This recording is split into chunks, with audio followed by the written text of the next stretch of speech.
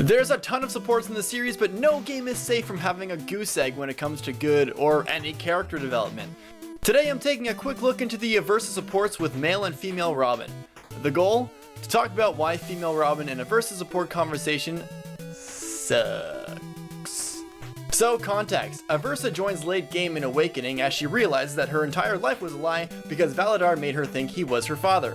The general of Pelagia's armies joins the heroes as she has nowhere else to go, and is convinced that she may as well start atoning for her crimes. Certainly beats vegging out in a water fountain, that's for sure. Aversa is a cold-hearted woman with a penchant for sarcasm, quick wit, and smarm. She knows she doesn't really belong with the good guys and has a strong inclination that nobody else wants her to be here either. So she spends her time sleeping outside the camp, not only because she feels isolated, but also because she's concerned about being spied on or killed in her sleep. Aversa is a character whose development as an ally to the team starts and ends with Robin. She is one of the handful of Robin sexuals in the game, so literally the development that she's going to get is from her male and female Robin support conversations. The difference between the quality is like a coin flip though. Heads as in this support chain is really great, possibly being one of the best in the game. And tails being this support is a total dogshit cliche that we've not only seen in media before, but even in Fire Emblem's older games. So let's start with the good. Not only because it's worth talking about, but also because it provides a lot of context as to why female Robin's support is so bad. Aversa's antisocial behavior is dialed up to 100 right from the get-go of their C support. She is suspicious to Robin's polite request to join him and the rest of the shepherds for supper, but she refuses. She does not trust Robin at all and really thinks that his friends are planning to slit her throat when she least expects it. Robin is unable to overcome whatever objection she puts up and eventually concedes defeat. What the C support establishes is that whether she genuinely thinks Robin's allies are planning to kill her or not, she doesn't feel like she could ever belong with the army that Valadar had pit her against all this time. In the B support, the smarmy and skeptical defensiveness continues as she opts to start calling Robin Little Man in reference to his age, I guess. This time around, instead of asking for dinner, Robin asks if she wants to sleep in the camp, but once again, Aversa reacts by putting up her slit my throat defense. Once she really starts to get under his skin, Robin becomes visibly irritated. After mocking his youth, she starts calling him her big brother because of their close relation to Valadar. Eventually, Robin starts fuming, tells her to go screw herself, and storms off the scene as she cackles away. What I really love about this support is that Aversa really starts to push Robin's buttons and gets him so angry that he doesn't just give up talking to her, he wishes the worst for her. Like getting eaten by a bear? Eee. There aren't many moments where characters get under Robin's skin, especially for reasons outside of just being a bad guy. It feels like Aversa gets a win over him too.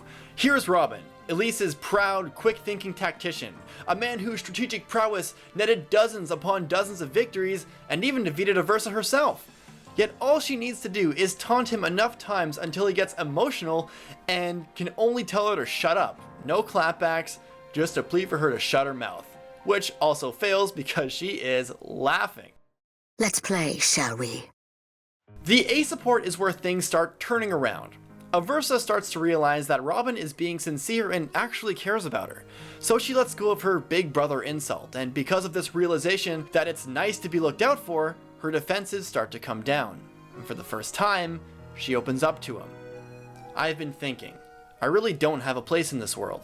I was played for a fool by my father. Now I fight for my former enemies. I'm a slack-eyed puppet that dances to music everyone but me can hear. This exchange matters a lot.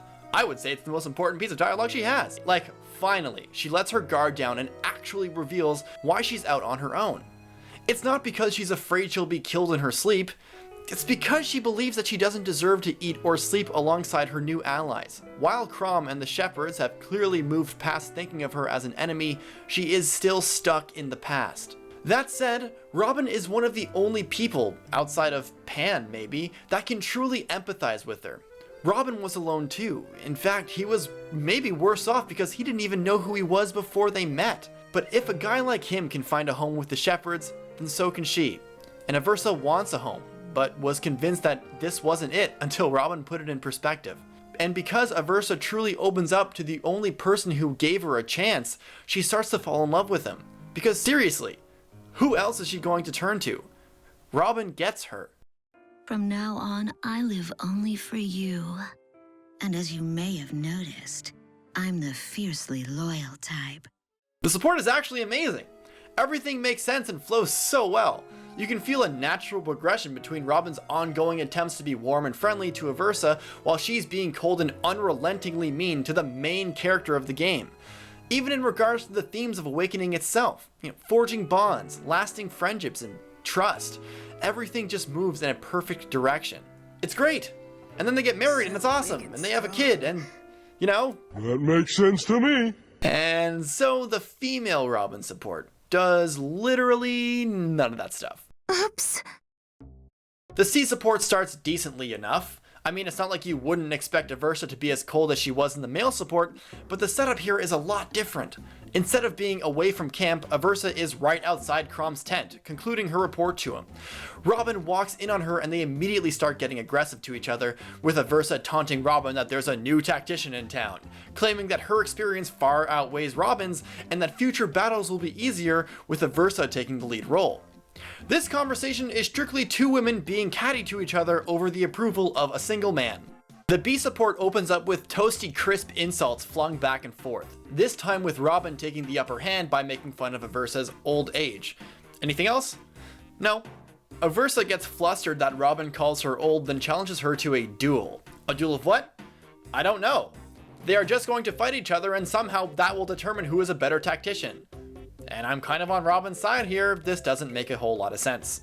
So we've gone two supports without any character development between either character at all. Unless you consider Robin showing her catty side personal growth. Clearly this support is leaning on comedic relief, more than something actually meaningful to either character. The difference between the B support for male Robin though is that due to the nature of the situation, where Robin comes from a place of care, he is not prepared to handle Aversa's taunts. But here, since female Robin already doesn't like Aversa, and actually opens up the conversation with a taunt of her own, neither character can serve as a foil to one another. Aversa is still Aversa, and Robin is kind of also being Aversa. Huh. Maybe Aversa was right. They are family. The A support is dumb. They go to some undisclosed location away from camp and for some reason get attacked by Risen because, whoops, leaving camp alone was a dumb idea. It's a classic, we will join forces for now, but don't think we're friends after this conversation. Literally, that's all this is. In the end, they evade the Risen assault and make it back to camp. They end up coming to a compromise. They agree that working together might not be a bad idea since they're both good at strategy, yada yada yada, but of course Aversa asserts that she's still hungry for Robin's role. So if she slips up, she's going to become Crom's right-hand woman. I swear, man, this exact conversation happened in another Fire Emblem game. Actually, yeah, this is almost the exact same support that Veda has with Wallace in Fire Emblem 7, which was also a giant waste of time. Wallace of Kalen and Veda of Burn basically had a competition to see who is the better soldier, and after two straight conversations of insults back and forth, they get Eliwood to score them on their battle performance, and they get the same score. They end up praising each other for their skills, but making sure that they are still rivals in the end. The reason why that support chain sucked is because they shafted two severely underdeveloped characters who realistically could have great chemistry with each other. Veda herself was a war veteran on enemy lines who lost her way, but found a home with Eliwood and his team. On the other hand, Wallace is a prideful old bull who had to turn his back on Kalen for Lynn's sake. But instead of anything cool about their past, it's just two soldiers flexing their skill and pride on each other. The female Robin and Aversa's support falls to the same fate. Instead of giving us more reason to care about Aversa like the male Robin support did, they opt for a cliche thread of stupid catty taunting with a generic resolution that has already been seen in the series. I just hate these kind of supports because you know where they're going to end up by their B support. This support doesn't need to exist. Just copy and paste the male one and this video would never need to happen. Aversa doesn't deserve this. Her potential for growth is as narrow as my vocal range. So gutting 50% of her support pool for this is so lame. So yeah, the Aversa and female Robin support sucks. Deuces. Hey folks, post-production Gast here. Hope you enjoyed this new series called Supports That Suck. If you did enjoy it, please leave a like and comment down below and tell me what you think. If you want the series to continue, make sure you do leave feedback, as I do read all the comments. If you're new here, then please go ahead and subscribe as well. I'm trying to hit 50,000 subscribers by the end of May, so by Anime North 2019, and it would mean a lot if you guys stuck around if you're new. If you have Twitter, go ahead and follow me. If you have Instagram, go ahead and follow me. And if you like Snapchat, you can go ahead and follow me on Snapchat too. Anyway, hope you have a good one. Catch you next time. Deuces.